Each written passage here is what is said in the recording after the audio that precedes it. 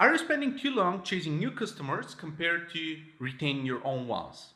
One of the biggest struggles that businesses face is closing new customers.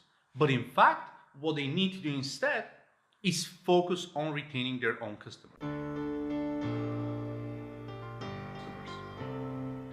Hi, I'm Mario Peshev, and today I'm going to tell you the 6 most common reasons why businesses lose customers. Of course, when you're in business, when you spend a year or two in business, or even after 6 or so months, in order to sustain, you need to have some customers to start with.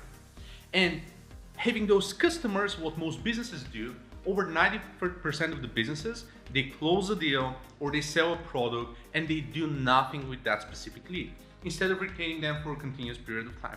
That's what makes telecom successful. That's what makes banks successful. That's what makes TV stations and so on successful, because they retain their customer. They have recurring revenue, they have subscription models and everything else, and helps them move forward and scale further. So let's jump right in. Reason number 1 is the lack of long-term vision. If you don't think in the future for your specific customer, if you don't foresee the types of things that you can sell this customer and upsell them and cross-sell them and sign them up on a plan, or do an annual offering or a quarterly offering or something else, then eventually you're selling something and you're losing this customer for good, which makes your sales process a lot more tedious, which makes your sales process throughout the Christmas holidays or over the summer extremely tedious in most cases. And essentially you are losing out on all of that. You need to close a lot more leads, you need to spend a lot more on advertising and marketing and field sales and everything else, simply because you don't really take care of your own existing customer.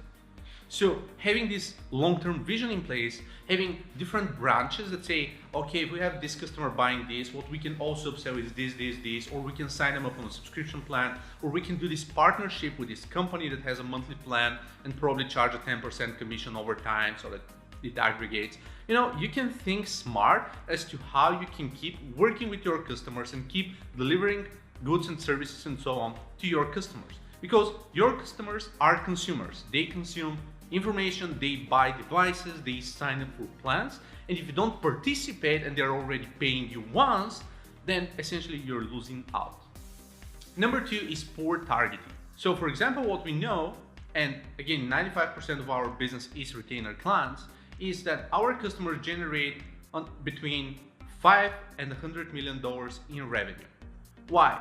Smaller clients, oftentimes they cannot afford our monthly retainers, especially the ones that we really can give back and kick in and start delivering some incredible features.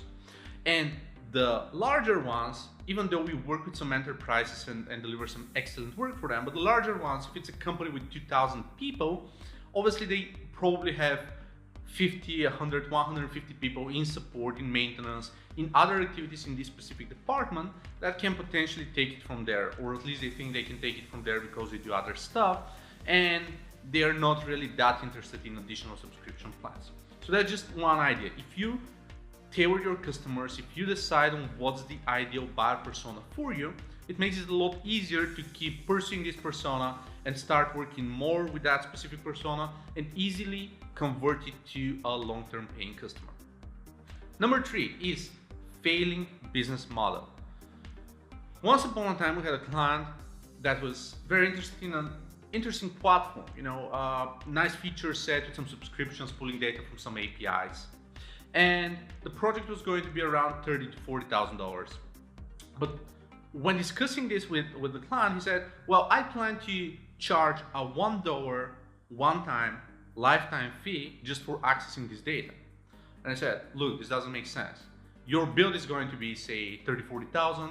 You need to pay for hosting, you need to pay for content production, for this, for that. And your target market is probably anywhere between 20 to 100,000 people tops within the entire world. So essentially you're going to burn out the potential revenue you can collect from your entire total addressable market within the first 3 to 6 months, and you're not even going to be able to pay yourself any salary, even the most frugal, the most modest salary out there. So of course, we advise him not to proceed with this project, or at least reconsider the business model, charge, let's say, $1 a month a month as compared to lifetime, or increase the fee, or upsell other features to do something else. But other than that, with the original business model, we simply declined the opportunity because it wouldn't have been fair to us or the client. So this is what a failing business model means, and this is what can really break your business as well if your plans don't make sense for your customers. Number 4 is poor job quality. No need to discuss that in details. When you deliver poor quality of work, of a product, of a service to your customers, they are going to be dissatisfied. What are the odds to retain those customers within a continuous period of time? But more importantly, how are you even going to survive in business? Because there are platforms like Trust Radius and a bunch of other review websites, and Facebook and Google Business, and people can go on and rant against your product and service, and soon, and actually it's going to be soon, it's not even going to take a lot of time, you're going to rank 2 out of 5 or even 1 out of 5 in tons of different rating charts, and people are going to stop buying from you for good, simply because you deliver poor quality. So of course, delivering outstanding quality, under-promising and over-delivering is a great way to keep closing customers and making them happy and making them satisfied, and then find a way to sell them something in a continuous period of time through some subscription or maintenance services. Reason number 5 is the lack of a unique selling proposition. Last night, my cable TV just dropped. I called the provider and they said, well, it's already late in the evening, so we are going to stop by tomorrow. We spent over 12 hours with no connectivity, with a few calls, with little information as to what was happening. And this was probably the 4th or 5th time over the past 30 days. Needless to say, what I'm going to do next week is I'm simply going to call their top competitor and I'm going to ask them to stop by. Why? The main reason, aside from poor job quality, which I just mentioned now, so the main reason is the lack of unique selling proposition. Cable TV is all the same everywhere.